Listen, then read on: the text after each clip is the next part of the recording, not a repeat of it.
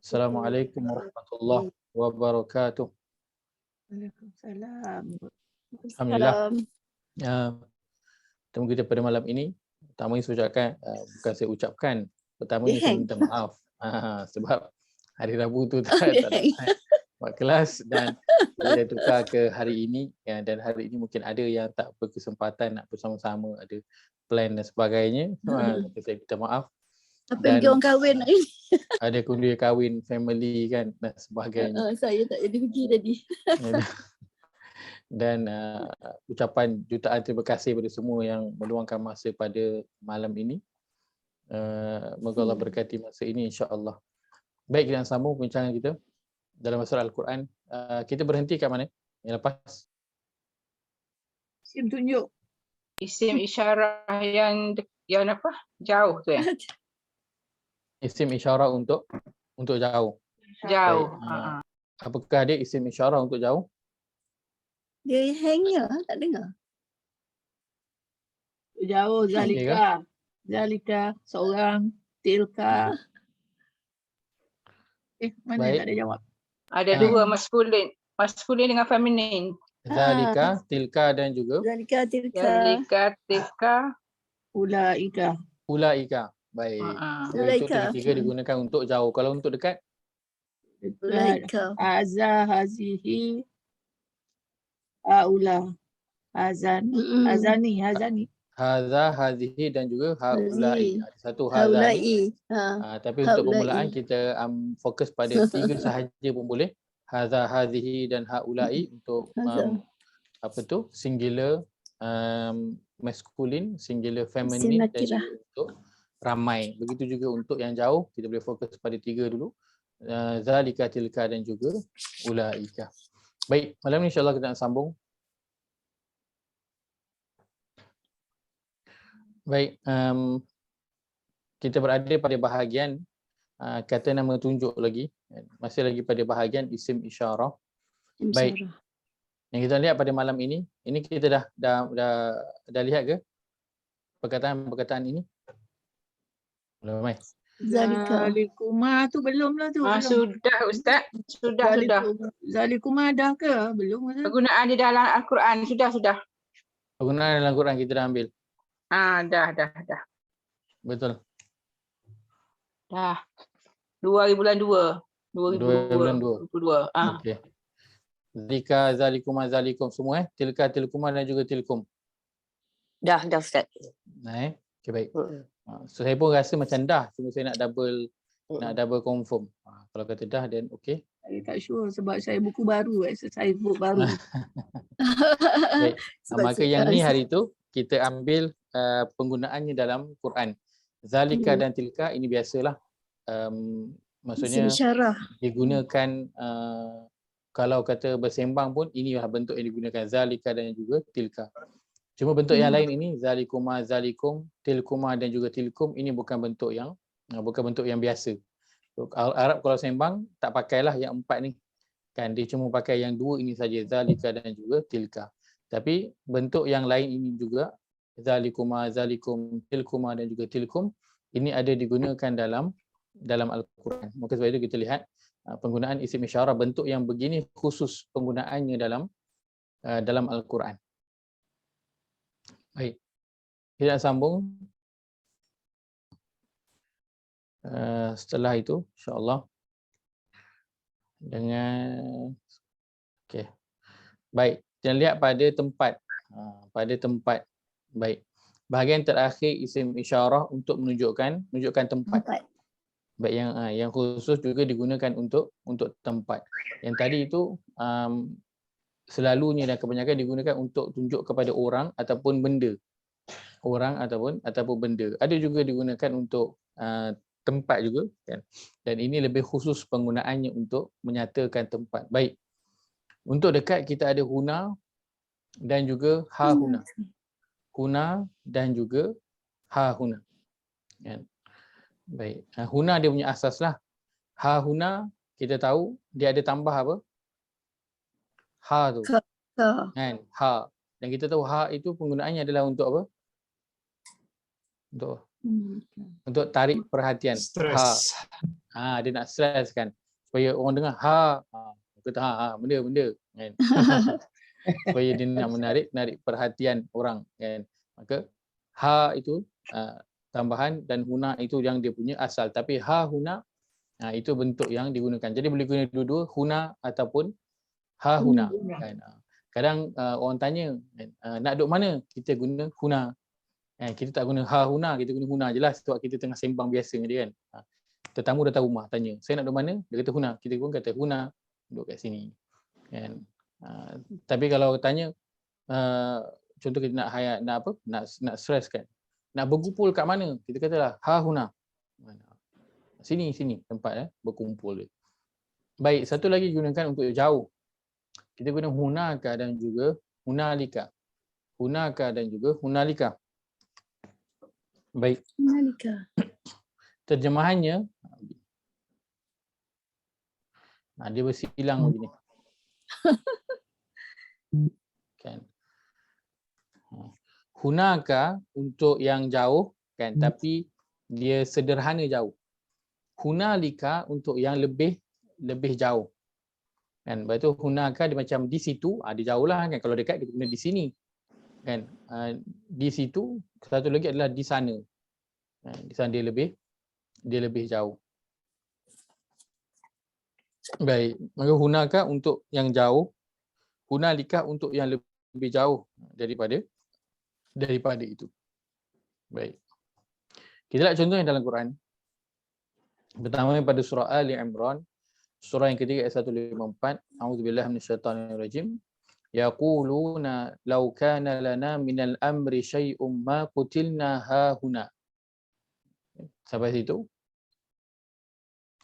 Kita nak lihat pada perkataan hahuna. Hahuna. Baik. Untuk perkataan yang ini kita nak cari tanda memang tak adalah, kita tak pakai tanda. Dan habis kita nak tak kenal macam mana, memang kita kena kuasai perkataan itu. Sama macam kita kuasai huruf jar.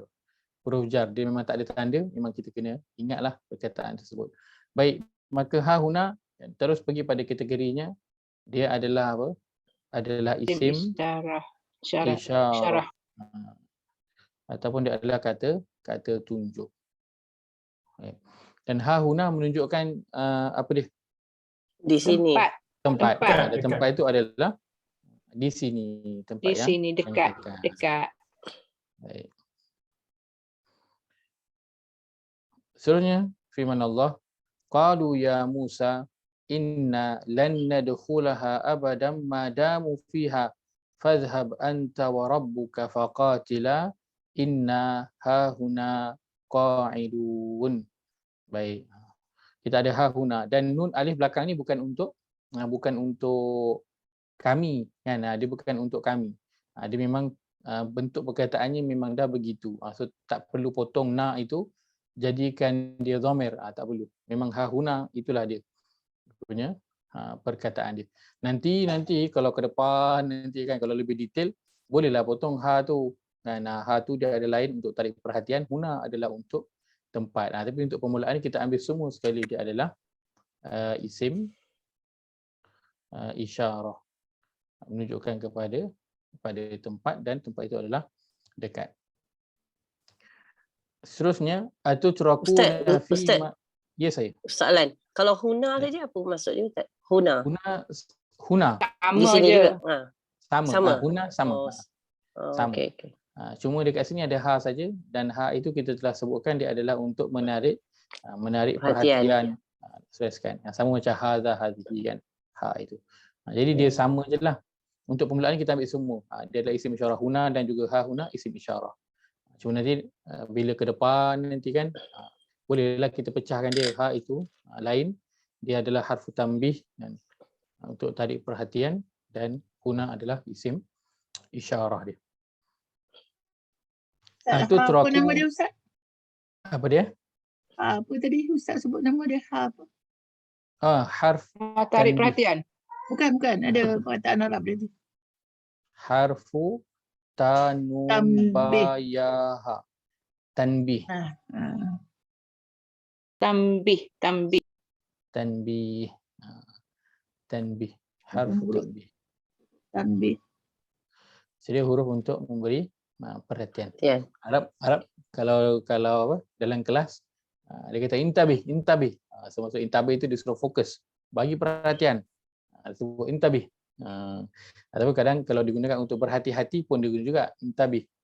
Untuk fokus, untuk tarik perhatian diguna intabih perkataan dia. Baik. Tapi untuk mula kita ambil dulu. Tapi kiranya kalau orang nanti kita dengar perbincangan orang kata ha itu dia lain. So kita tahulah kan. Ha ini sama dengan dalam ya ayyuha. Kan ya ayyuhalladzina amanu, ha itu ha yang sama. Ha ini. Atutrakuna fi ma ha huna aminin. Perkataan ha huna. Baik. Walaupun kita lihat di atas nun itu ada yang macam huruf ombak itu, dan tak apa kerana dia meraihkan hukum tajwid, kerana selepas itu datangnya huruf hamzah Hamzah. baris panjang itu. Baik, kategorinya dia adalah isim isyarah. Kata menunjukkan tempat yang dekat. Falaysa lahul yawm. Saya pergi mute pula. Saya nak tekan pensel, tekan mute pula. Falaysa lahul yawm. Ya saya. Tak apa beza dia dengan ya. Ya Muhammad. Bezanya. Dia tarik perhatian juga kan? Sama. Tak, ya. Baik, ya. Huruf ja. Kalau dalam bahasa Arab kita panggil dia harfun nida. Namanya harfu an-nida. Bahasa kita adalah kata seru. Kata seruan. Dia menyeru. Dia menyeru. Dia nama dia harfu an-nida. Kata seruan. So ya kategori ini adalah harfu an-nida, kata seruan. Dan ya ini selalunya digunakan untuk orang yang berada dengan kita, kan. Ada ulama pendapat ya ini kita guna untuk orang yang kita boleh nampak, kan, ada berhadapan dengan kita. Ada juga kata ya ini untuk panggilan yang dia sedikit jauh, kan, untuk panggil. Maka maklumat-maklumat tu semualah boleh masukkan dalam waktu untuk nak tadabbur tu, kan, masukkan maklumat-maklumat yang kita dapat itu. Maka ya adalah harfu an-nida, ha dia adalah harfu at-tanbih. Untuk bagi untuk tarik tapi perhatian. jauh ya, dekat tapi jauh. Nida dia untuk panggil. Kata seruan. Ha huna di sini terus kita ambil kategorinya apa? Kategorinya adalah isim. Isim apa? Dia adalah isim isyarah, menunjukkan dia adalah dekat. Baik, al-yauma. Apakah kategori, apakah tanda yang ada pada al-yauma? Alif lam. Isim, alif lam. Ada alif lam. Hari. Senang. Baik, hamimun. Apakah tanda yang ada? Tanwin. Tanwin, baru tanwin. Dia akhiri dengan tanwin, maka kategorinya juga adalah Isim. Baik, lahu. Apakah tanda yang ada? Lahu. Bagi kamu. Ja. Lahu untuk isim. Lam tu. Lam. Lam huruf ja. Pandai lah aku. Baik. So apa tanda yang ada? So yang pertama sekali nak buat apa? Potong dulu. Kenapa kita jadi kenapa kita jadi tegagap-gagap? Kita tegak-gagap sebab kita tahu lah ni ya, tapi ha tu bukan. So kita cakap So, jawapan dia adalah potong dulu supaya kita clear. Bahagikan ni apa? Ini apa? So dia lebih mudah clear untuk kita nak kelaskan dia dekat mana. Kalau tak kita macam hafuja tapi ada hu isim tapi hufuja so jawapan dia potong dulu. So senanglah, dah potong senang. Ini adalah harf, kan, dia adalah huruf jar. Hu dia adalah isim, dia adalah isim dhamir. Kan. Maka bila jumpa perkataan memang itu kita nak buat dulu. Itulah pertama kita buat apa? Kita nak potong dulu. Kan, kedua kita cari tanda. Pertama potong. Yang kedua cari tanda. So itu kita punya step dalam nak cari kategori perkataan. Baik. Seterusnya kita lihat pada contoh hunalika. Hunalika. Baik, hunalika tadi guna untuk apa? Nalika untuk di Jauh, sana. jauh. Maka satu Jauh. tempat yang jauh. Baik. Paling jauh lagi, lebih jauh. Paling jauh lagi. Firman Allah, hunalika da'a Zakaria rabbah. Kita ada perkataan hunalika. Baik. Tak perlu nak cari tanda yang pertama. Yang kedua, ka tu tak perlulah kita asingkan. Kita sekali kan, sebab dia sekali satu perkataannya begitu kan, hunalika. So kita ambil saja yang begitu. Terus kategorikan dia adalah isim isyarah. Tahu sampai sini okey dah.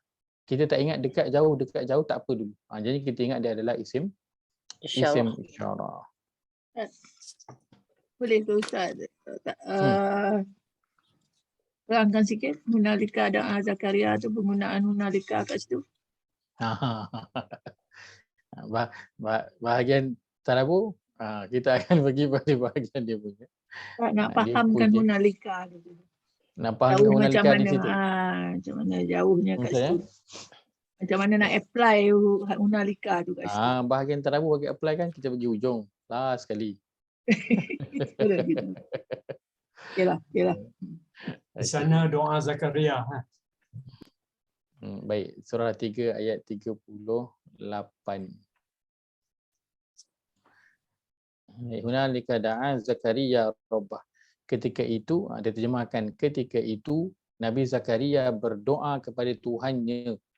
Kan? Baik, kisah mengenai doa Nabi Zakaria. Sebelumnya cerita tentang apa?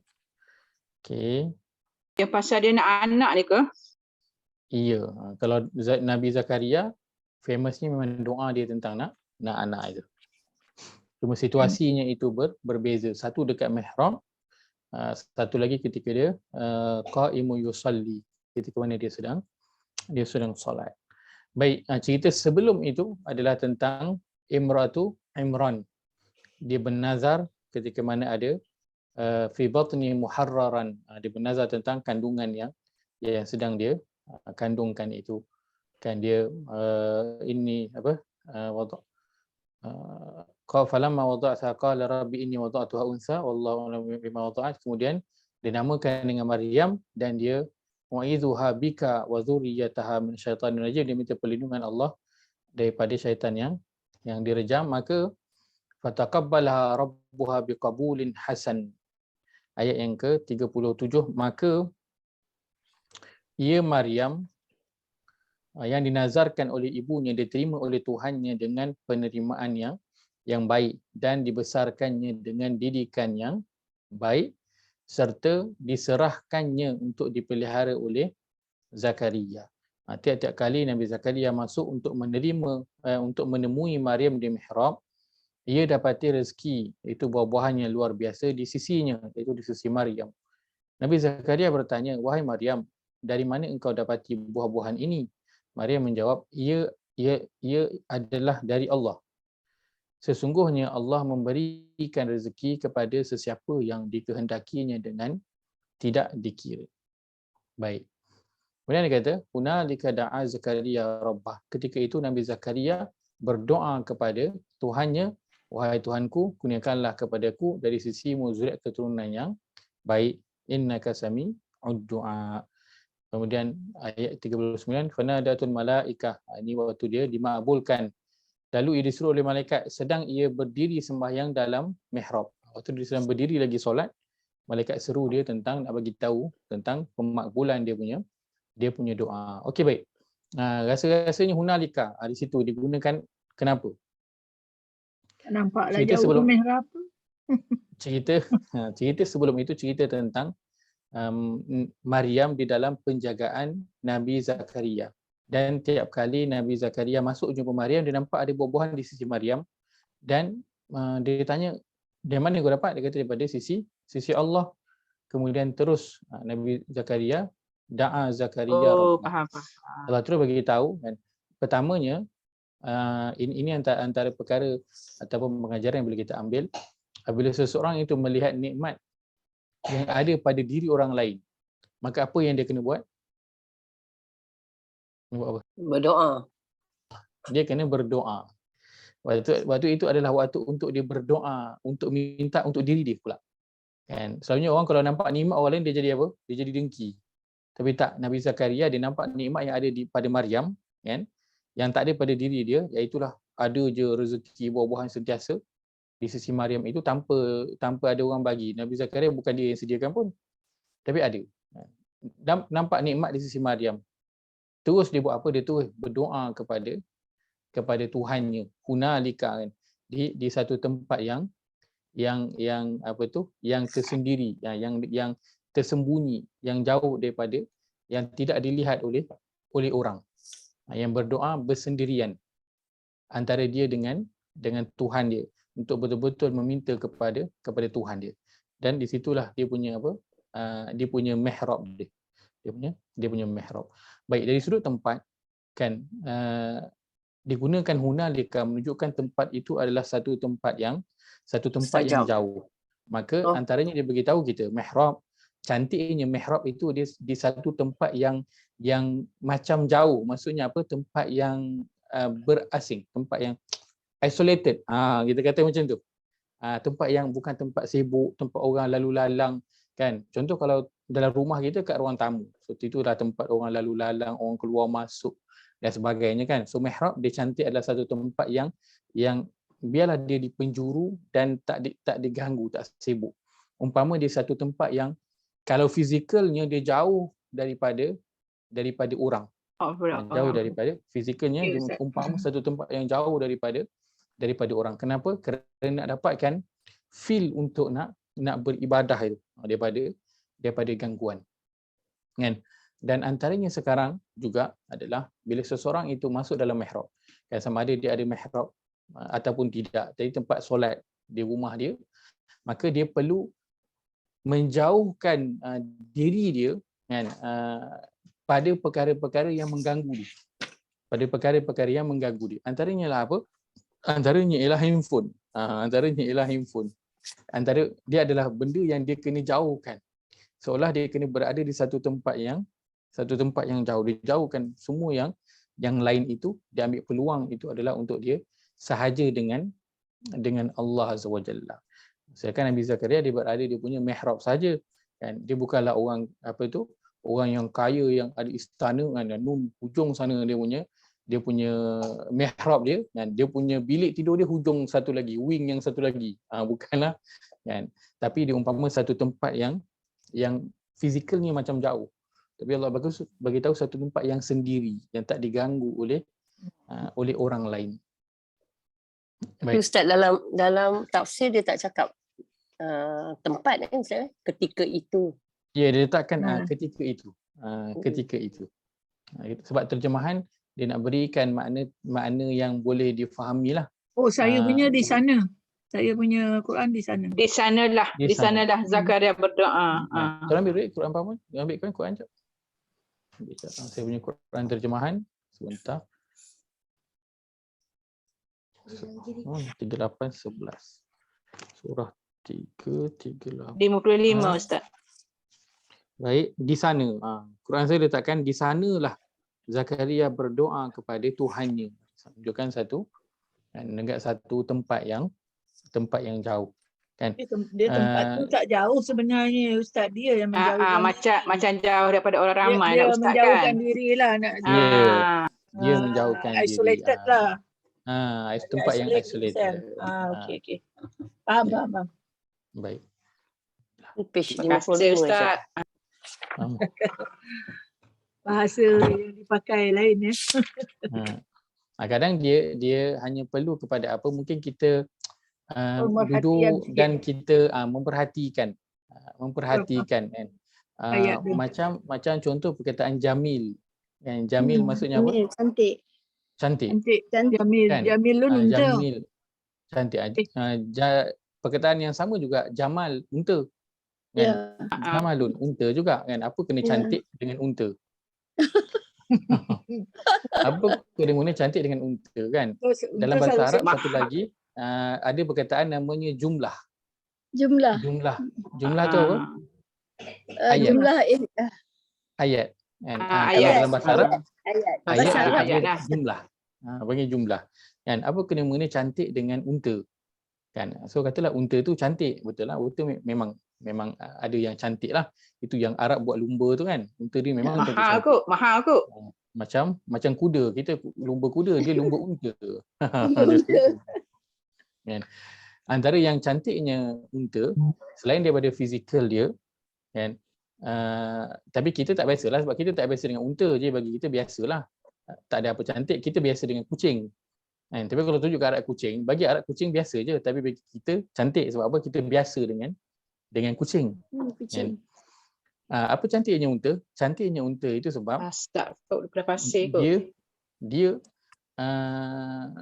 Boleh boleh menampung berjalan, air. boleh minum air dan boleh berjalan jauh. Jalan-jalan Sedangkan pasir. binatang lain tak boleh buat macam tu. Dan berjalan di padang pasir, angin ribut, tapi dia boleh berjalan juga. Kenapa? Kerana mata dia itu kan ada dia punya bulu mata dia. Jadi apa yang cantik? Yang cantik itu adalah sistem yang ada pada unta tu. Sistem yang ada pada unta itu, yang tak ada pada binatang lain. Maka sistem yang ada pada unta itu cantik, tersusun sesuai untuk unta dan juga tempat yang dia berada, yang di padang pasir. Baik, apa kena mengena dengan ayat? Jumlah itu apa? Ayat. Kan? Ayat. Kita lihat ayat adalah apa? Ayat adalah susunan apa? Susunan perkataan. Susunan kalimah. Ayat adalah susunan kalimah, susunan perkataan yang membawa kepada apa? Sesuatu Makna. maksud ataupun makna. Sesuatu maksud ataupun makna. Kan? Maka dia adalah satu susunan yang cantik, yang ada makna.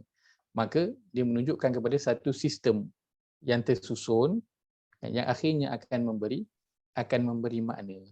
Maka begitulah fasabrun jamil, sabar yang cantik itu. Dia bukan kesabaran yang sembrono, kan? Kadang orang kata aku tengah sabar ni, kan? Tetapi mulut dia merungut. Mulut dia mengungkit. Mulut dia bertanya, bila Allah nak angkat ujian? Maka adakah itu sabar? Dan itu tidak termasuk dalam sabar. Sabrun jamil ialah dia tahu kesabaran dia itu dia ada sistem, dia susun yang satu persatu, dan dia tahu kesabaran dia itu ada nak membawa kepada satu makna nanti yang cantik. Dia bukan setakat sabar saja kosong, tak ada apa makna. Tapi sabar dia itu membawa dia lebih dekat kepada Allah Azza wa Jalla, dia lebih kenal Tuhan dia, Allah Azza wa Jalla. Begitu antara perkara yang saya berikan contoh untuk perkataan. Kadang dalam Quran ni kadang kena duduk sekejap dan kita boleh fikir apakah dia punya perkaitan dia, insya-Allah. Baik, contoh seterusnya. Fawaqa'al haqqu wa batala ma kanu ya'malun. Faghulibu hunalika wanqalabu saghirin. Perkataan hunalika ada di situ, tak perlu cari tanda, terus letakkan sahaja kategorinya itu adalah isim isyarah. Tak perlu cari dia punya tanda. Baik. Hunalika tablu kullu nafsin ma aslafat. Perkataan hunalika. Terus masukkan dia adalah isim isyarah.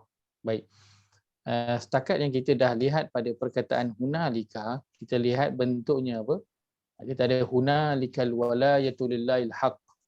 Kita ada wa iza ulqu minha makanan dayyiqan muqarranina da'au hunalika thubura. Baik, setakat contoh yang kita dah lihat, apa yang kita perasan? Kita perasan ialah perkataan hunalika dia tak bersambung dengan huruf yang lain. Kan? Kadang-kadang ada bersambung dengan paling tidak huruf fa, kan? Fa hunalika paling tidak. Kan? Ataupun sambung dengan huruf dhamir yang berada di belakang. Tapi untuk hunalika ini dia tidak bersambung, kan? Ha huna dan juga hunalika sekarang ini dia tidak bersambung dengan huruf yang lain, depan dan juga belakang perkataan. Maka mudahlah untuk kita nak kenal perkataan itu. Dia memang dia duduk seorang je, stand alone, tak diganggu dengan huruf yang lain. Okey. Ustaz, soalan Ustaz. Silakan. Di sini makna jauh tu adakah fizikal jauh ataupun Maknanya maksud saya macam barang tu memang dekat dan barang tu dekat adalah jauh. Ataupun jauh ni bermakna Tak macam nampak. description. Description is a mendescribekan sesuatu. Baik. Apa makna jauh dan dekat ni, Ustaz? Dia ada dua makna ya Ustaz. Itulah Dua jawapannya. Dia boleh masuk pada dua. Dia boleh masuk pada Dua-dua pada lah, tempat, dua-dua. Okey. pada tempat dan juga pada pada Benda. zahir dan juga pada batin. Pada deskripsi dia boleh Dia boleh kena masuk. tengok, dia kena tengok konteks ayat dia Ustaz. Tengok pada konteks ayat dia, betul. Zalika. Ada waktu memang diceritakan hunalika itu menunjukkan tempat dia satu memang tempat yang Jauh. yang jauh kan. Ada menunjukkan kepada yang lain daripada itu. Tapi jadi macam contoh Nabi Zakaria tadi, Ustaz kata mihrab dia tu, mihrab dia dekat dengan mihrab ke jauh daripada mihrab? Jauh ya? Baik. Sebutan tu macam satu tempat yang jauh kan. Diumpamakan macam satu tempat yang jauh.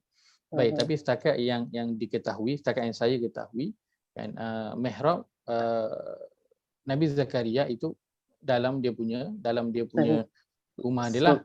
Dan rumah dia bukanlah rumah yang besar kan, kita kata besar banglo ke kan, apatah lagi besar macam istana kan yang jauh tempat dia, tak. Dia macam satu ruang rumah macam rumah biasa sahaja kan, dekat ada satu tempat. Maryam punya tempat, lepas tu dia punya Nabi Zakaria punya mihrab, satu tempat yang tak jauh kan. Maka dari sudut tempat dia taklah menunjukkan yang jauh kan, tapi dari sudut yang lain itu yang dimasukkan dengan hunalika itu. Dia umpama macam zalikal kitab lah, zalika al-kitab kan, itu Al-Quran kan, tunjukkan satu tempat yang jauh tapi Quran berada di depan mata kita kan. Inilah yang Ustaz saya ni tak explain lagi dari dulu. Belum tak explain. Tak apa, kita simpan tu. Hutang. InsyaAllah. Tagih hutang. Aduh, sorry Ustaz, sorry. Tak apa. Baik. Ayat lain hunalika dalam Quran dia agak banyak juga yang boleh kita temui kan. Dalam ayat ini ada fa idza jaa amrullahi qudiya bil haqqi wa khasira hunalika al mubtilun. Baik. Kemudian di sini wa khasira hunalika al kafirun. Padahal di sini kan, contoh kalau ayat yang ke-85 ini, ayat surah 40 ayat 85.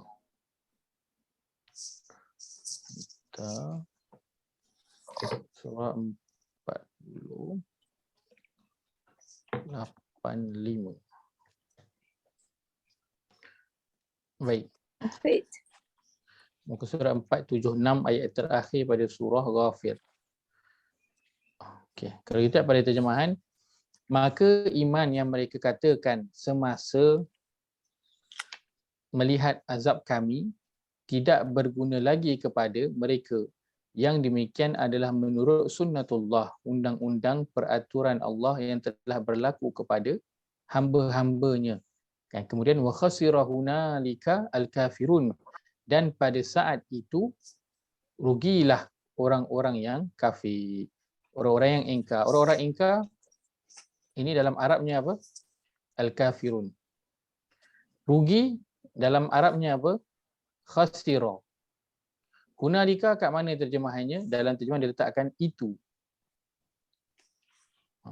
Dia letakkan itu. Ini satu tempat pada waktu itu. Pada saat itu, pada waktu itu. Kalau cerita tempat, dia bukan tempat lah kan. Dia bukan cerita tentang waktu, pada waktu itu kan.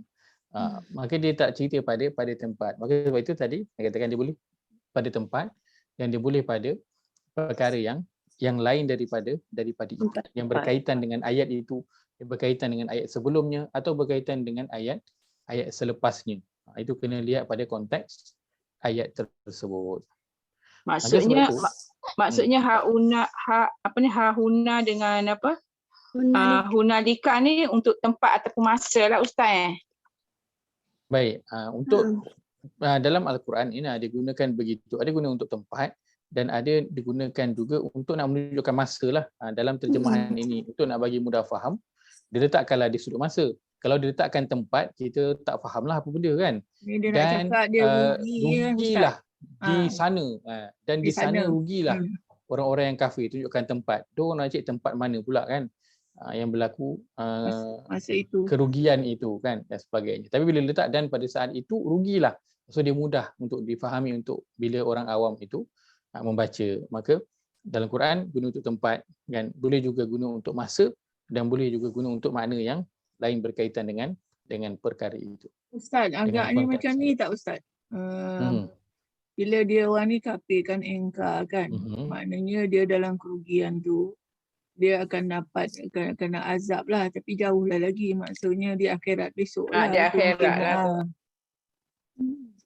Tapi yang ni ayat awal tu dia dah kata lamma ra'au ba'sana, tak kala mereka melihat, dan terjemah dia letakkan semasa mereka melihat azab kami. Maknanya masa tu dah sampai maknanya masa tu dia nampak azab. Memang nampak dah. Dia nampak masa tu. Dan memang nampak dah. Pertama, azabnya adalah waktu mungkin kalau berperang, waktu tu nampak nak kalah. Ataupun yang kedua, waktu bila nak dekat kepada kematian. So, itu dinamakan ba'sana itu. Dah nampak dia punya azab yang nak menimpa dia. Kan mungkin waktu tu yang dia dah ditimpakan. Kan? Tapi dia letakkan hunalika, jauh. Pertama mungkin akan datang selepas itu, yang pertama. Yang kedua, kalau kata dia memang dah sedang terjadi ketika itu, waktu dia tengah tengok azab tu, dia dah nak kena bunuh ke ataupun nak kalah dalam peperangan ke, kan, waktu tu Allah katakan hunalika juga. Maka ketika itu apa yang dimaksudkan, itu yang kita kena fikir. Pada ketika itu, saat dia melihat azab itu, digunakan perkataan hunalika. Baik. Tapi agaknya apa? Maka sebab itu yang menariknya apa? Dia maksudkannya balasan dia besok. Di akhirat. Di akhirat besok. Saya rasa pada saat akhirat Ustaz. Baik. Ramai lah penterjemah kita kali ini. Boleh. Tak ada masalah kerana ada betul ada dia punya dia dah hujahnya. mati nak kena bunuh. Contoh dia dah mati nak kena bunuh. Tapi masa kiamat baru dia dapat balasan tu. Tu nampak yang jauh tu. Betul Kak Noh. Setuju dengan Kak Noh. Agaknya lah. Apa tak tahulah. Ya, betul. Tak salah kerana memang ada rujukannya begitu. Betul. Kan tempat nanti mereka nak mendapat azabnya nanti yang benar adalah nanti di akhirat. So tunjukkan satu tempat yang jauh kan. Itu yang pertama. Yang kedua, katakan kalau memang dia dah melihat pun azab dia macam saya sebutkan tadi, dah memang berada dalam peperangan, dah nak memang kena bunuh dah. Dah memang nak kena bunuh dah. Kan? Nak kena bunuh itu adalah azab yang menimpa dia ketika itu. Kan? Kerana kalau konteks ni kita lihat pada zaman Nabi SAW, kan, bila dia orang nak kena bunuh itu ada je yang mengucap, kan, ada je yang mengucap, kan. Maka bila mereka dah melihat azab tu nak sampai kepada mereka, maka Allah kata khasira hunalikal kafirun, menunjukkan seolah macam merugilah dia pada orang-orang yang ingkar itu pada satu tempat yang jauh. Dan antaranya dia bermaksud bahawa pada ketika itu kan memang jauhlah mereka ini dengan apa? Dengan keampunan daripada Allah Azza wa Jalla. Keimanan mereka tadilah Ustaz Keampunan itu jauh. Kenapa keampunan itu jauh? Kan? Kerana Allah tidak akan mengampunkan seseorang itu apabila nyawa dia dah sampai pada dia dah sampai ke rongkong dah sampai ke halkum. Waktu tu dah tak ada lagi keampunan untuk dia. Sebagaimana yang terjadi pada Firaun kan. Waktu Firaun nak lemas, apa yang dia cakap? Dia kata amantu, aku beriman dengan Tuhan Musa. Tuhan Harun dan juga Tuhan Musa. Dia kata aku beriman. Kan, tapi Allah kata apa? Al-ana, adakah sekarang baru kau nak beriman? Waktu tu Firaun dah lemas, belum lagi lemas. Tengah baru nak lemas. Waktu tu dah tak berguna lagi dia punya penyesalan dia. Maka dia jauh daripada keampunan Allah Azza wa Jalla, dia jauh daripada rahmat Allah Azza wa Jalla. Ketika mana? Ketika dah melihat azab. Kita dah melihat azab. Waktu dah tak guna. Macam kita punya cerita maksudnya apa? Kalau dah nak kantoi, tak guna dah pergi keluar cerita macam-macam sebab dah nak kantoi. So dah Baru tak faham. guna dah keluar cerita Baru apa-apa faham dah. Ustaz. Baru faham Ustaz.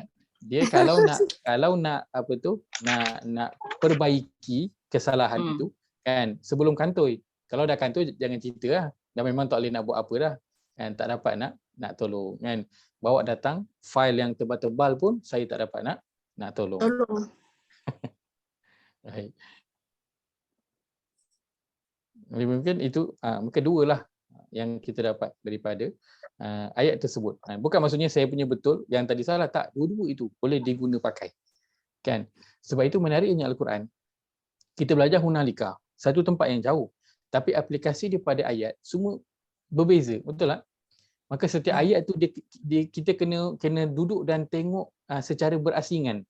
Tak boleh macam hunalika. Kan? Dia punya point dia ini boleh pakai semua. Contohnya kan tak pakai. Dia ayat ini lain, ayat ini lain, ayat ini lain. Itu menariknya berkaitan dengan Al-Quran ini dan sebab itu kajiannya tidak pernah habis. Baik. Baik. Maka ini dia punya kesimpulannya. Kalau perasan, apa tadi yang tak ada contoh? Apa tadi yang tak ada contoh? Hunaka dengan huna. Hunaka dan huna tak ada contoh dalam Quran. Maka yang ada dalam Quran adalah ha huna dan juga hunalika. Huna dan juga hunaka penggunaannya itu tiada dalam Al-Quran. Okey. Cuma saya kongsikan sahaja kenapa? Sebab hunaka ini kan sebab dia nak melangkah kepada hunalika, dia lalu hunaka dulu. Jadi saya ceritalah hunaka ini sebelum pergi kepada hunalika itu. Baik. Okey, jadi ini kesimpulan dia pada bahagian isim isyarah ataupun kata nama tunjuk dan kata nama tunjuk yang kita nak bagi perhatian sebenarnya untuk dekat yang ini sahaja, haza, hadhihi dan juga haulai. Itu je. Tiga je. Zalika, tilka dan juga ulaika. Semua tiga je. So 3 untuk dekat, 3 untuk jauh. Itu sahaja.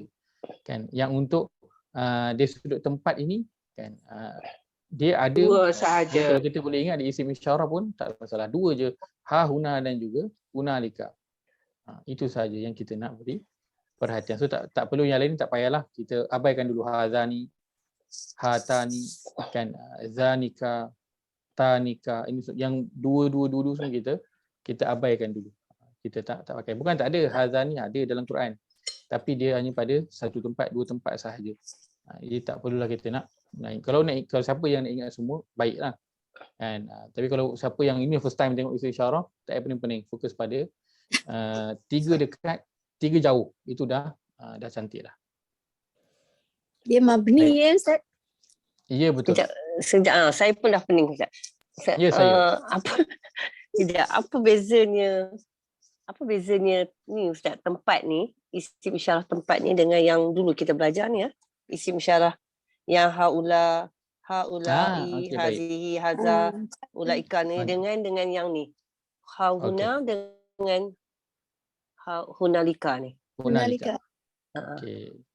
Yang dulu dengan yang sekarang ni. Apa yang dulu bezanya? dan yang sekarang kan. Aku yang dulu bukan yang sekarang. Baik, untuk yang atas ni haza, hadhi dan juga haulai, pertama selalunya kita gunakan ini untuk orang. Yang kedua kita gunakan untuk benda.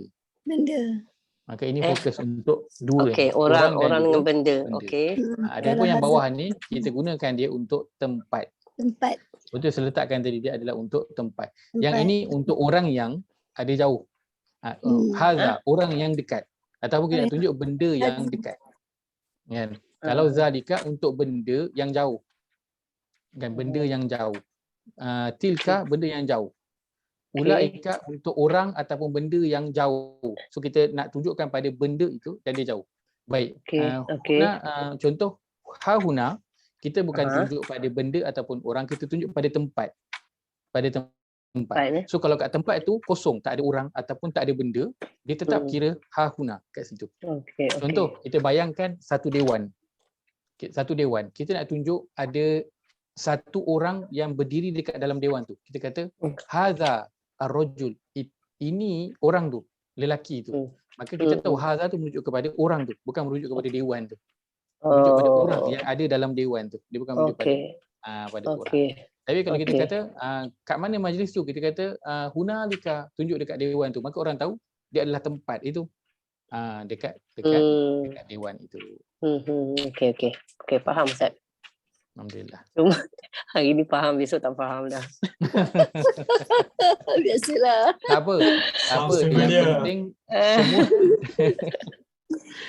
semua semuanya ini kategorinya apa? Isim isyarah. Isim isyarah. Tunjuk. Yes. Untuk tunjuk. Kita Untuk tunjuk. tak ingat dia dekat ke, dia jauh ke, dia tempat ke, dia orang ke, benda tak apa. Janji kita ingat dia adalah isim isyarah. Isyarah. Dapat tahu itu cukup dah. Yang lain tu nanti nak tahu detail lagi, kita boleh tengok pada terjemahan. Ataupun kita boleh rujuk pada nota. Oh, ini tunjukkan orang, ini tunjukkan benda. Itu sahaja. Tapi kita tahu ni isim isyarah yang utama. Ya, silakan. Okey. Tak ada, kan dulu masa muda kita belajar ni fi, atas, bawah, dalam. Macam itu macam tunjuk tempat juga Ustaz, tapi dia kira huruf jar. Huruf jar. Huruf jar. Betul. Yang huruf jar dia menunjukkan tempat untuk sesuatu itu berada. Tempat sesuatu itu berada. Yang ini tunjuk ini is actually direction lah. Actually macam direction Ustaz Betul. Macam saya sebutkan, saya duduk di atas kerusi. Kan? So yang orang tahu saya duduk kat mana, saya duduk atas kerusi. Tempat tu kat mana, orang tak tahu. Mungkin saya duduk atas kerusi tapi dalam kapal terbang. So tempat tu jauh kan, dekat atas sana. Tapi bukan ditunjukkan tempat saya duduk tu, ditunjukkan saya tengah berada di mana, atas kerusi. Tempat tu kat mana tak tahu, dia tidak diberitahu. Okey. Boleh kira-kira setakat ni? Alhamdulillah. Cuma sikit je Ustaz, ada misleading sikit dari segi masa. Dari segi masa tadi. Tadi tempat kan, kita kata tempat, tapi kita pun boleh refer kepada masa kan. Macam tadi Ustaz cakap tadi, masa perkara ikut konteks cerita dia. Baik, mengikut pada terjemahan, terjemahan akan letak masukkan juga dari sudut masa pada saat itu, pada ketika pada waktu itu. Kenapa? Kerana dia nak letakkan makna yang boleh difahami. Boleh difahami oleh orang awam yang membacanya. Maka kalau nak masukkan konteks masa pun boleh kalau mengikut pada terjemahan itu. Boleh. Pada ketika itu. Atau perkara lah. Atau perkara. Boleh. Baik.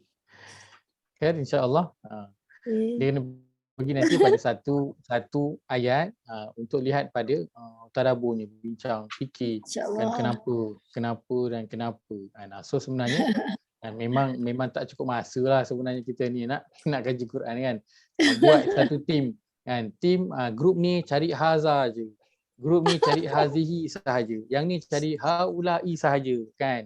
Lepas tu dah kumpulkan ayat, bincang, lepas tu boleh bincang sama-sama ataupun present. Hari ni grup Haza present satu ayat.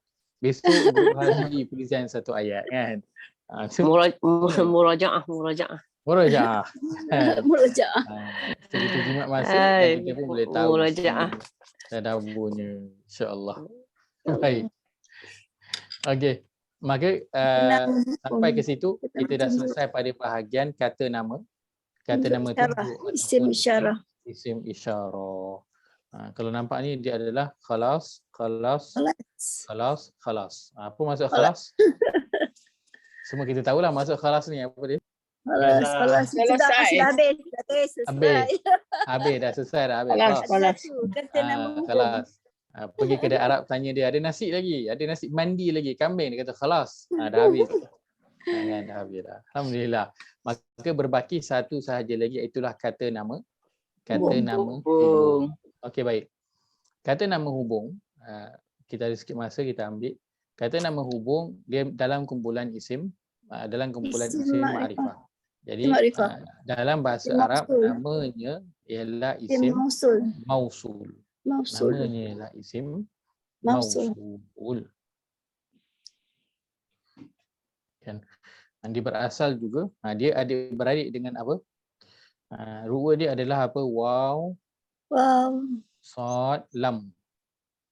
Kan? Sambung. Dia ada beradik dengan hamzah wasal.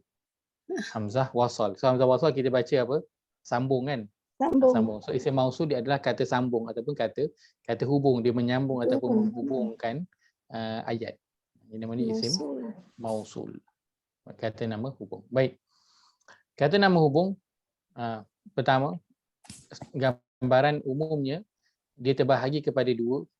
Satu untuk maskulin, satu untuk feminin. Maskulin dan juga feminin ini memang tak boleh larilah dalam bahasa Arab ni. Kan? Memang tak boleh nak lari gender pada perkataan. Baik. Kalau kita lihat pun sebelum ini kan, pada kata ganti nama diri, kita ada tak maskulin dan juga feminin? Ada. Kita ada maskulin dan juga feminin. Kita ada. Kan untuk kata nama tunjuk, kita ada tak maskulin dan feminin? Ada. Kita ada. Haza dan juga hazihi kan. Haza untuk maskulin, hazihi untuk feminin. Kata nama hubung pun sama. Kita ada maskulin dan juga feminin. Maka setiap perkataan Arab itu dia ada dia punya gender dia kan. Alif lam. Ustaz, yang alif lam ni, alif lam makrifah ni ada ke maskulin dan feminin? Ada. Kemudian kita tak ambil. Kata nama khas ada tak maskulin dan juga feminin? Ada juga. Cuma tandanya kita tak ambil. Maka pembahagian umum untuk setiap perkataan dalam Arab dia ada maskulin dan juga feminin. Baik, maka kata nama hubung itulah yang awal kita bagi kepada dua, maskulin dan juga feminin. Maaf Ustaz. Ya, saya. Yang dekat alif lam tadi tu, yang alif lam takrif tu ke? Yang kata ada muzakkar muannas tu lah. Betul. Dia tengok kalimat selepas dia ataupun alif lam tu sendiri. Baik, dia tengok pada perkataan itu sendiri.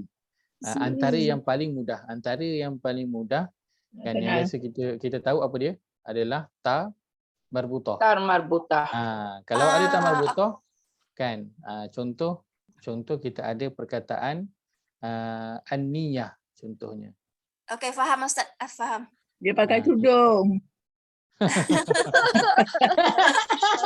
Nak pakai tudung tu semua.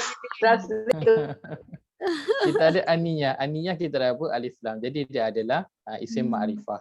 Tapi perkataan itu gendernya apa? Maskulin ke feminin, bentuknya adalah feminin. Sebab dia apa? Dia ada ta marbutah. Maka begitulah perkataan dalam Quran untuk semua perkataan. Bukan dalam Quran tapi dalam bahasa Arab secara umumnya. Baik. Maka dia ada dua, maskulin dan juga feminin. Kemudian pada setiap bahagian itu dia bahagi pula kepada bilangan. Ada untuk satu singular, ada untuk dua dan juga untuk tiga ke atas. Tiga dan ke atas. Untuk ramai ataupun banyak. Dalam istilah kita panggil sebagai plural. Baik. Apakah dia bahagian isim isyarah ini? Maaf, isim mausul ini. Kan rasa susah ke senang? Dia adalah senang dia sebenarnya. Kita dah biasa dah dengar pun. Baik, untuk maskulin. Kata nama hubung untuk maskulin. Kita ada tiga penggunaannya. Kan? Yang lajunya Ustaz. Gambar tu laju sangat. Okey, baik. Dengan ijaz. Allazina. Baik, kata nama hubung untuk maskulin. Kita ada allazi, allazani, allazaini dan juga allazina. Allazi bilangannya berapa? Satu. Allazani dan juga allazaini dua. Allazina bilangannya adalah tiga dan ke atas. Tiga dan ke atas dia punya arrow tu macam mana? Macam ni Betul? Ya, betul. Kan? Bukan. Tiga kena sebelum. Ini betul lah, daripada tiga lah, betul lah. More than 3. Betul. Yang ni betul. Yang bawah tu betul, yang bawah tu. Tiga tu kena belah sini Ustaz, bukan belah A sini. ke B? A ke B? A. Okay, A. Bukan B, betul. Tak ada confusion. Yang dalam kolom tu. Okey, yang ini Okey, dia lebih 3 dan ke atas. So ini sama dengan masa 3 termasuk dia lebih besar daripada 3. Lebih atas sama daripada 3. saya pun sendiri selalu confused. Mana satu kan? Saya rasa macam itulah tadi tu kan. So dia 3 dan ke atas. Itu yang saya selalu buat arrow je, 3 dan ke atas. Senang. 3 dan ke atas. Senang. Baik. Okay, ini bilangan je. Allazi, allazani, allazaini dan juga allazina. Inilah dia kata nama hubung. Tak susah pun. Cuma bila kita dengar isim mausul bunyinya macam asing sangat. Tapi itu je lah pun dalam Quran. Bukan susah. Ini saja. Sahaja dia punya perkataan tu je yang term tu yang buat kita rasa takut. Sebenarnya dia tak ada apa benda pun sebab kita dah biasa pun dengan perkataan tu. Tapi baik, jangan jumpa Ustaz yang 2 dengan 3 ni jarang jumpa Ustaz. Selalu. 2 ini jarang jumpa, 3 ini selalulah. Yang dua jarang. Yang 2 tu jarang jumpa. Yang 2 tu jarang. 1 dan 3 selalu. 1 dan 3 selalu. 1, 3 selalu. Yang 2 ini jarang. Tapi saya letakkan. Nanti ni belas sini kita hold je. Tak payah fokus dulu. Cuma saya letakkan kenapa? Dalam Quran ada dia punya.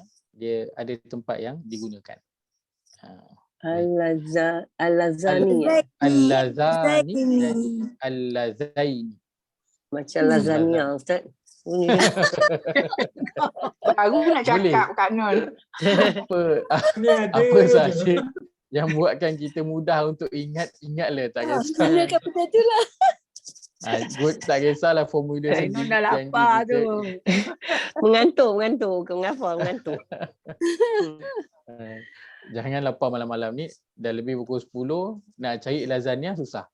Nasi goreng ke apa boleh. Nak mengidam lasagna malam-malam ni susah sikit nak cari. Baik.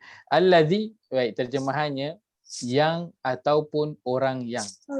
Yang ataupun orang yang. Baik. Kenapa saya letakkan yang di sini? Kerana allazi ini penggunaannya dalam Quran. Bila orang kita tahulah dia merujuk kepada orang. Kan? Tapi yang ini dia merujuk kepada benda ataupun perkara. Benda, perkara, tempat, dia digunakan juga yang. Kan? Contoh disebutkan negara yang. So yang itu digunakan allazi kan, kalau dia maskulin digunakan satu lagi. Contoh allati kalau dia adalah feminin. So yang itu juga menunjukkan untuk benda kan, untuk tempat selain daripada orang. Baik. Yang ataupun orang yang untuk allazi. Contoh perkataan. Okey, nanti kita akan jumpalah insya-Allah daripada contoh. Allazani juga allazaini orang yang menunjukkan kepada berdua. Dua. Allazina menunjukkan kepada orang-orang yang menunjukkan kepada ramai. Dan nanti kadang-kadang juga menunjukkan kepada mungkin benda yang banyak juga. Kan? Tapi ceritanya tentang plural lah, menunjukkan kepada bilangan yang ramai. Apa bezanya yang 2 tu Ustaz? Mana? Al-Zaina tu. Al-Lazani dan juga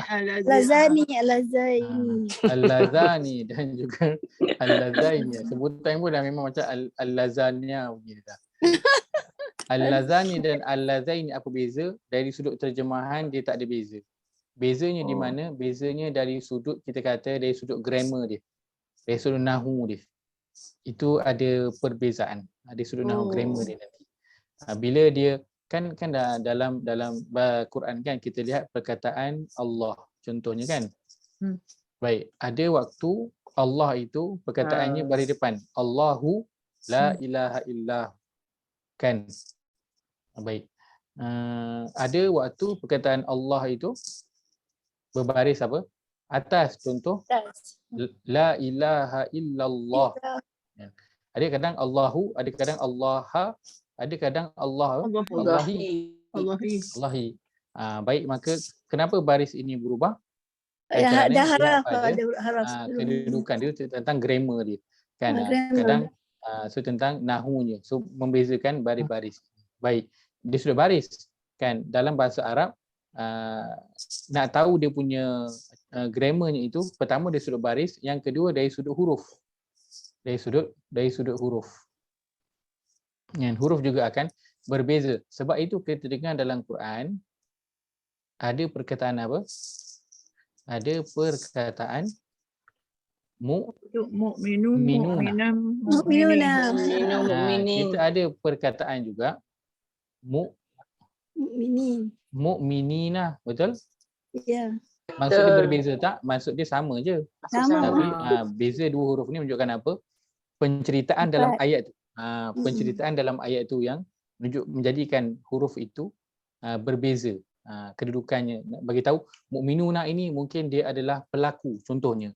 Mukminina dia adalah objek yang dibuat ke atas dia. Begitulah kan, menyebabkan dia berbeza dari sudut huruf dia. Maka al-lazani dan juga al-lazai ini sama.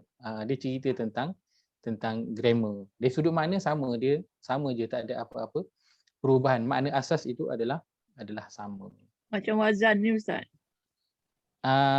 Dia macam wazan, cuma ini efeknya adalah pada penceritaan dalam ayat. Penceritaan dalam ayat. Wazan efeknya pada makna yang nak disampaikan. Ini dia terkesan dengan penceritaan dalam ayat tu. Penceritaan dalam. Macam dia minum air. Air itu telah diminum olehnya. Ya. Begitu. Kan, air minum dia minum air. So ceritanya berubah. Dekat dalam tu lah. Berubah. Okay. Kailan tak antuk dia Ustaz cakap macam tu. Lihat satu contoh saja kita lihat sebelum kita berhenti. Ayat yang 258. Baik. Surah Al-Baqarah. Baik. Kita nak melihat pada apa? Kita sedang nak melihat pada isim mausul. Isim mausul. Kata nama hubung. Kata nama hubung. Kata nama hubung. Baik. Dalam ayat ni Alam tara ilal ladzi hajja. Perkataan allazi. Baik, nak cari tanda tak perlu cari tanda kan, tak perlu nak potong, terus je ambil dia adalah apa? Isim. Dan isim apa? Dia adalah Isim isim mausul. Isim mausul. Maskulin. Isim mausul. Kata nama hubung. Mausul. Dia adalah isim mausul. Ambil terus begitu. Macam kita ambil isim isyarah lah. Kategori dia sama dalam isim ma'rifah, tapi kita sebut dia adalah isim isyarah. Isyarah. Isim mausul kita ambil terus kategorinya dia adalah mausul. Mabni. Maskulin. Dia adalah untuk maskulin. Maskulin. Betul. Tapi dia mabni. Bawah tu idh qala Ibrahimu rabbiyalladzi yuhyi wa yumiit. Perkataan allazi, tak perlu cari tanda, tak perlu potong, tulis saja terus kategorinya itu adalah isim mausul. Isim mausul. Tak ingat isim mausul, ingat dia kata nama hubung, boleh. Tidak ada masalah. Ilallazi. Baik, ni contohnya antaranya Janur ya. Allazi. Perkataan allazi hajja Ibrahima. Bari apa? Bari atas. Kat bawah tu idh qala Ibrahimu.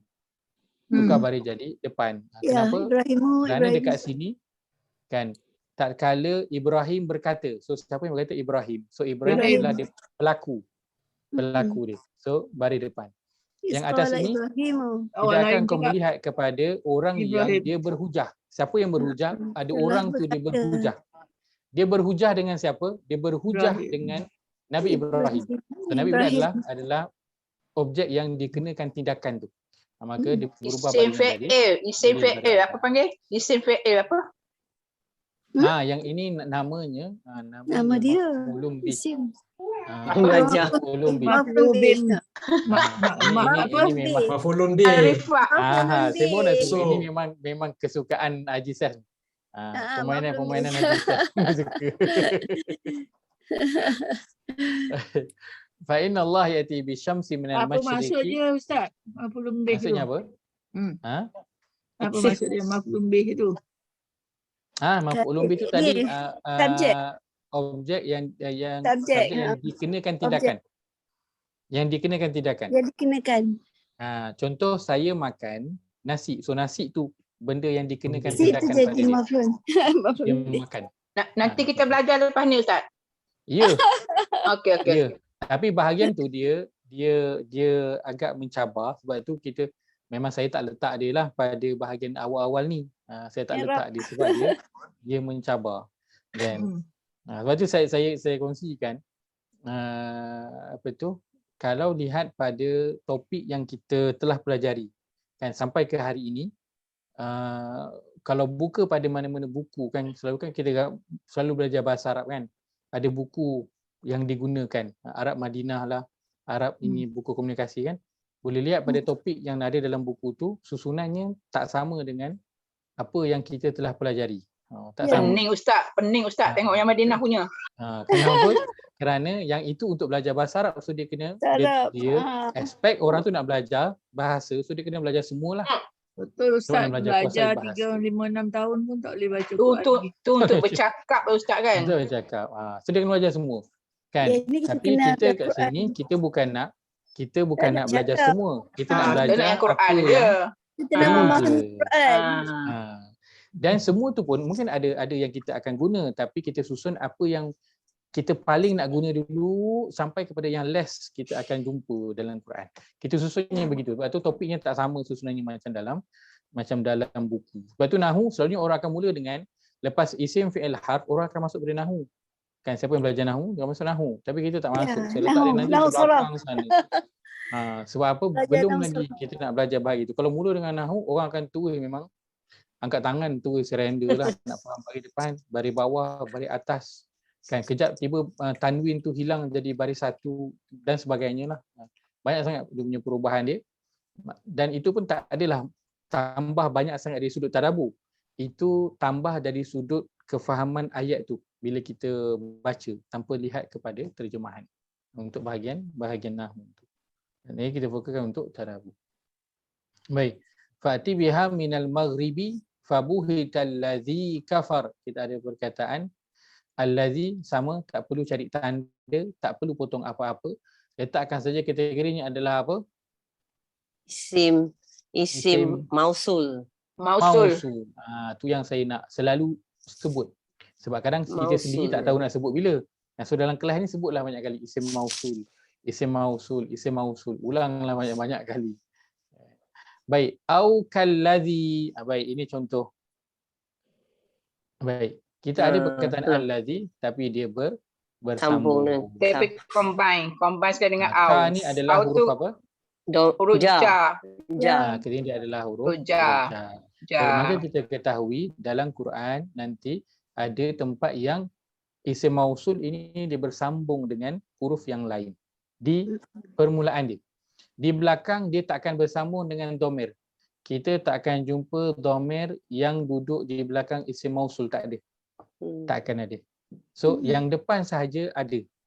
Yang depan yang ada pun dalam isim jar itu min, ila, an, ala, fi, bi, halali itu yang akan ada adalah ka, kan seperti ayat ini kallazi, akan ada adalah li dan juga la. Contoh kita pernah jumpa lillazina ahsan. Lillazi, pernah dengar? Lillazi. So li ada.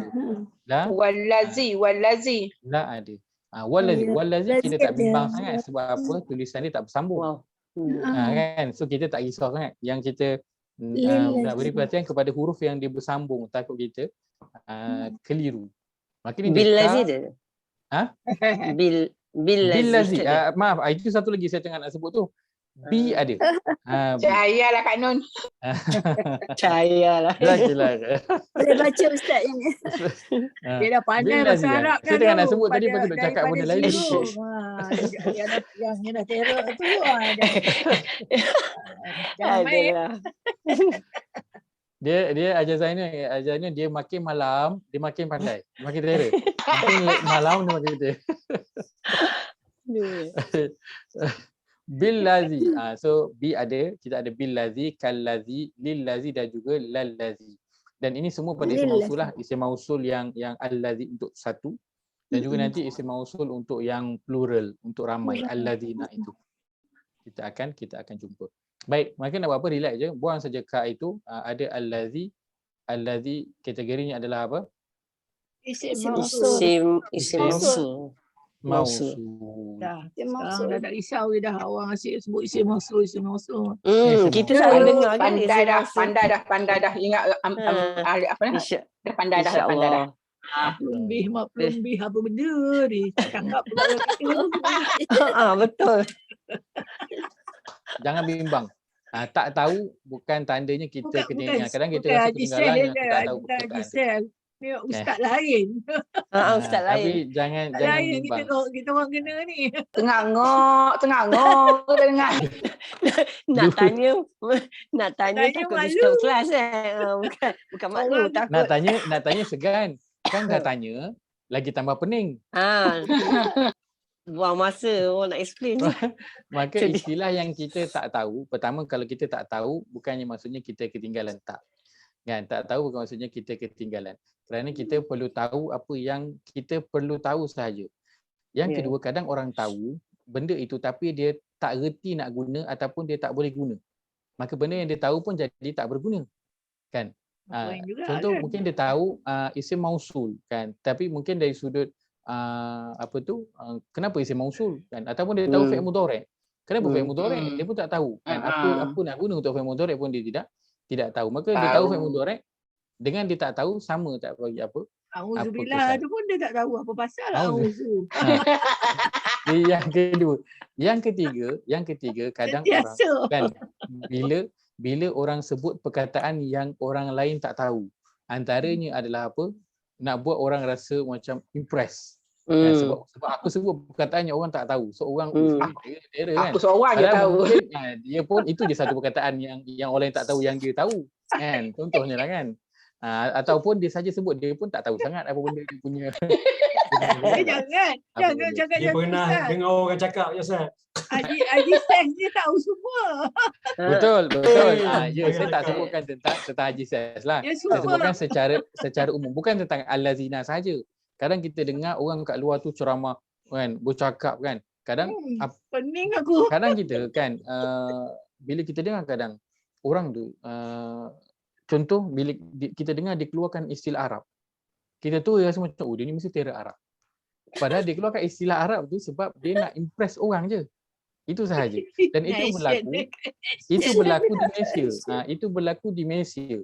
Kan ada yang sebelum ini kan diketahui ada yang ustaz-ustaz yang kita tahu dia memang backgroundnya tak ada.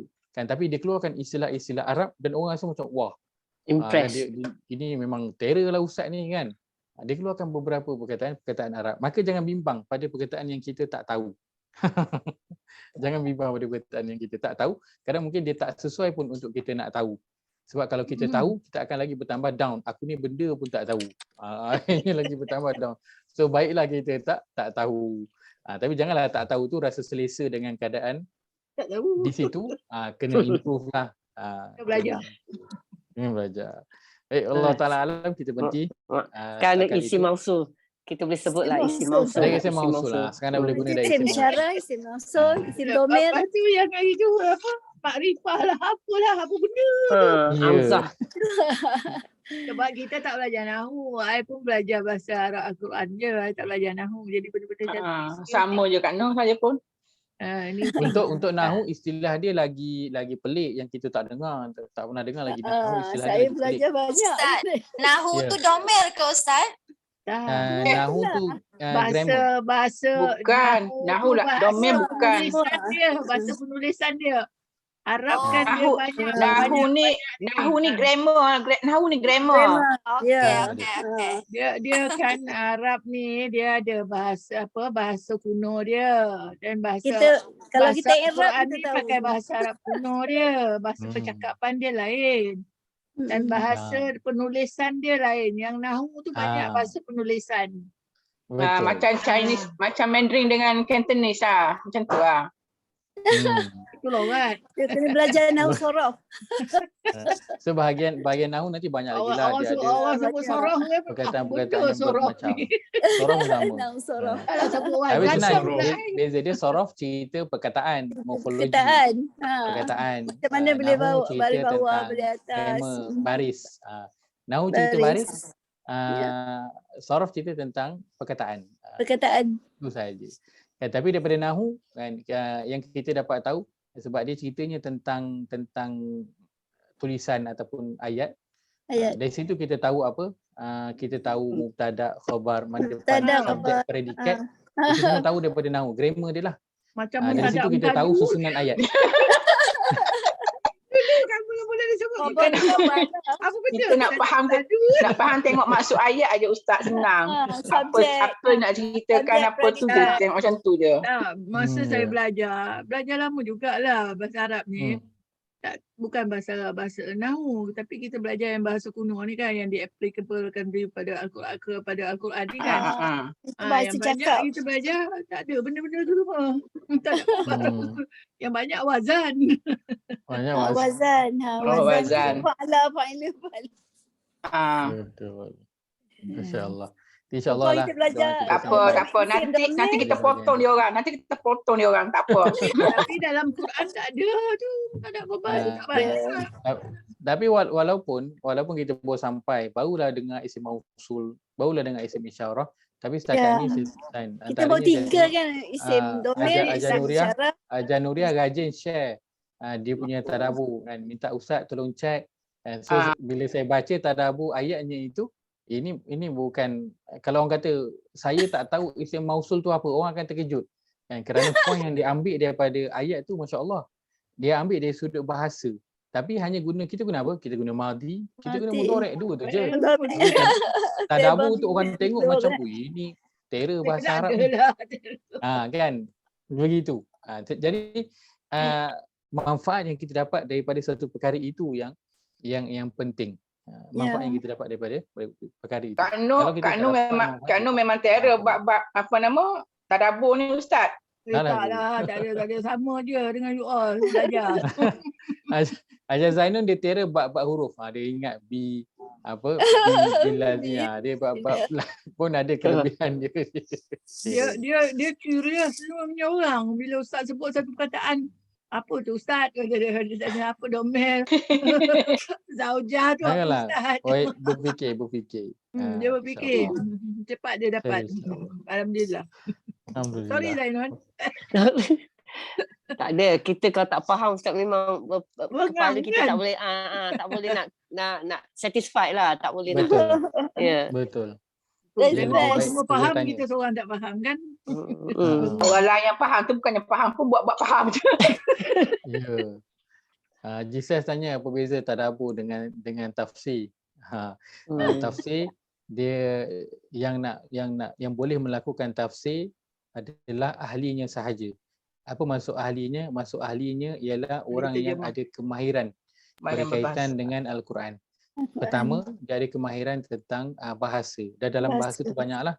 Dia kena tahu nahwu, dia kena tahu sorof, dia kena tahu balaghah, dia kena tahu asas bahasa, semua dia kena tahu. Kan? Itu yang pertama. Yang kedua, dia kena tahu tentang asbabun nuzul. Kan? Sebab turunnya ayat. Dia kena tahu tentang nasikh wa mansukh, hukum yang telah dimansuhkan. Kerana dalam Quran dia ada ayat yang ayatnya masih ada tapi hukumnya dah dimansuhkan. Ayat tidak disebutkan. Dimansuhkan. Tapi ayat tu masih ada. So hukum dalam ayat tu tak boleh diamalkan kerana telah dimansuhkan dengan ayat yang lain. Okay.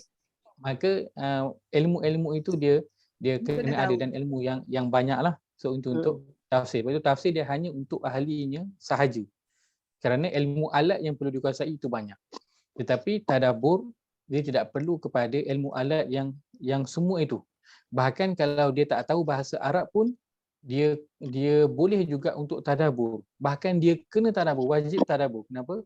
Kerana dia adalah tanggungjawab yang Allah telah berikan kepada setiap muslim.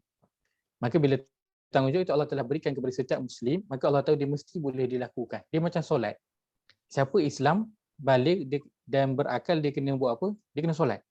Kenapa Allah suruh solat? Kerana Allah tahu setiap orang sebenarnya mampu untuk nak menjalankan solat itu. Cuma yang menghalang dia adalah apa? Kemahuan dia. Yang menghalang dia daripada nak solat. Maka tadabbur, setiap Muslim dia wajib untuk tadabbur. Maksudnya untuk nak memahami apa yang disampaikan oleh Al-Quran itu. Dan Allah janji Allah telah mudahkan Al-Quran itu untuk diambil pengajaran. Maka dan memang benar Allah telah mudahkan perkara itu. Sekarang ni dah ada Al-Quran terjemahan dalam bahasa kita. Minimum tadabbur adalah dengan kita baca Al-Quran terjemahan dan ambil pengajaran daripada ayat itu. Itu je minimum. Dia tak perlu mahir bahasa, dia tak perlu kepada ada ilmu alat yang lain, tak perlu.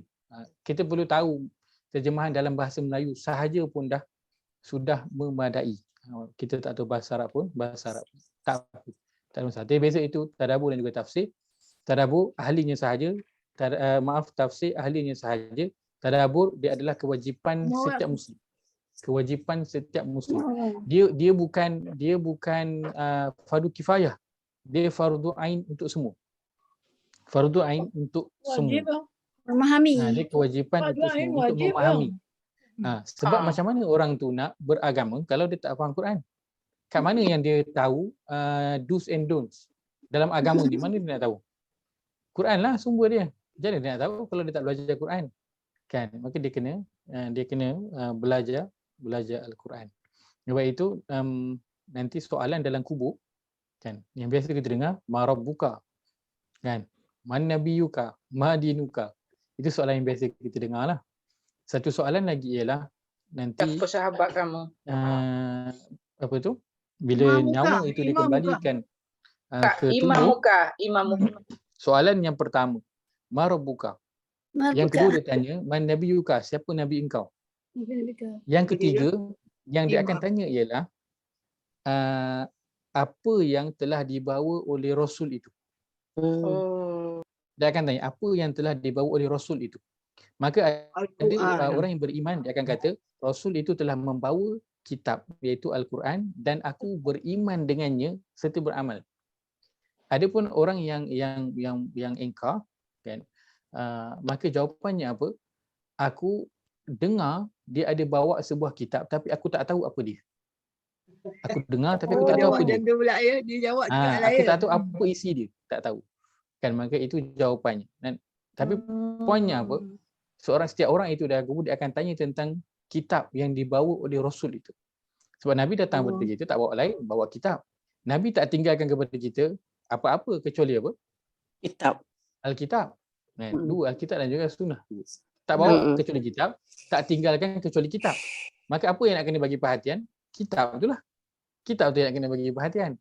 Kan? Ada kalau kitab tu tak tahu macam mana yang agama seseorang itu nak menjadi satu yang benar. Baik. Maka So itu Ustaz cakap tadi wajib. tadabbur fardu ain, Ustaz? Ya. Fardu ain. Fardu ain dia kewajipan kepada setiap muslim. Dia bukan fardu kifayah. Dia bukan macam solat jenazah. Bukan. Dia bukan fardu kifayah. Dia kewajipan ke atas setiap muslim. Tadabbur tazakur kewajipan kan? Kewajipan. Kan. Ayat berapa? Sebut surah 38 ayat 29. Ayat 1 surah 62. Itu lain. Surah Ayat 2. Ayat 2. Surah 38 ayat 29. Ayat sebutkan tadi ayat 29 tu. Lain daripada itu adalah berdasarkan apa? Kaedah usul fiqh yang saya pernah sebutkan dulu. Kan, tidak wajib tidak sempurna sesuatu kewajipan itu kecuali dengannya makanya itu menjadi wajib. Contohnya saya berikan dulu solat. Solat fardu wajib. Ambil wuduk hukum dia apa? Sunat. Harus. Sunat. Kan? Sunat hukum dia ambil harus untuk sentiasa berwuduk. Harus. Hukum solat fardu wajib. Tapi kalau kita solat fardu, solat wajib tu tak ada wuduk, sah tak solat? Tak sah solat. Maka untuk solat fardu yang wajib itu hukum berwuduk jadi wajib sebab dia nak jalankan kewajipan. Maka ketika itu hukum wuduk jadi wajib. Maka nak memahami sebagai seorang Islam, kan, Allah berikan kepada dia kitab, kan. Maka kewajipan sebagai seorang hamba adalah apa? Untuk buat taat, ikut perintah Allah. Dan perintah dan larangan Allah dapat daripada mana? Dalam Quran. Daripada Quran. Maka macam mana dia nak jalankan perintah dan larangan Allah, wajib ke harus? Wajib buatlah. So itu kewajipan. Maka nak tahu kewajipan itu nak kena dapat daripada mana? Daripada Quran. Quran. Untuk menjalankan tanggungjawab sebagai seorang Muslim, dia adalah wajib. Tapi kalau dia bukan orang Islam, dia tak wajiblah dia untuk dia nak faham Quran tu sebab dia bukan orang Islam. Tapi kalau dia sebagai seorang Muslim, dia nak kena beriman dan beramal soleh, maka memahami Al-Quran itu jadi wajib ke atas diri. Kalau kata seseorang, saya kan kerja di apa tu akademi sinergi, Karangkraf lah katakan. Saya bekerja di Karangkraf kan. Karangkraf office dia masuk pukul katakan pukul 6.30 pagi masuk. Haji Ses yang kerja di syarikat lain kena masuk tak pukul 6.30 pagi? Tak perlulah. Ikutlah Haji Ses punya syarikat masuk pukul berapa. Yang kena masuk adalah siapa yang kerja kat Karangkraf lah. So dia wajib lah masuk pukul 6.30. Siapa yang taklah. Maka Al-Quran dia wajib difahami oleh orang Muslim. Orang bukan Muslim tak perlulah. Dia nak fahami sebab bukan dia punya kitab. Baik, wallahu taala alam. Kita bercakap itu kita akan sambung pada minggu hadapan insya-Allah. Aku qauli hadza wa astaghfirullah azim li wa lakum. Allahumma ja'al hadza jama'ana jam'an marhuma wa tafarruqana min ba'dihi tafarruqan ma'suma. Allahumma inna na'udzubika min ilmin la yanfa' min qalbin la yakhsha' wa min nafsin la tashba' min da'watin la yustajabu laha. Rabbana ighfir lana wa li ikhwanina alladhina sabaquna bil iman ولا تجعل في قلوبنا غلا للذين آمنوا ربنا إنك رؤوف رحيم ربنا آتنا في الدنيا حسنة وفي الآخرة حسنة وقنا عذاب النار وصلى اللهم على نبينا محمد وعلى آله وصحبه أجمعين والحمد لله رب العالمين. Kita tutup majlis kita dengan tasbih kifarah. Subhanakallahumma wa bihamdika asyhadu an la ilaha illa anta wa atubu ilaik. Jazakumullahu khairan pada semua meluangkan masa pada malam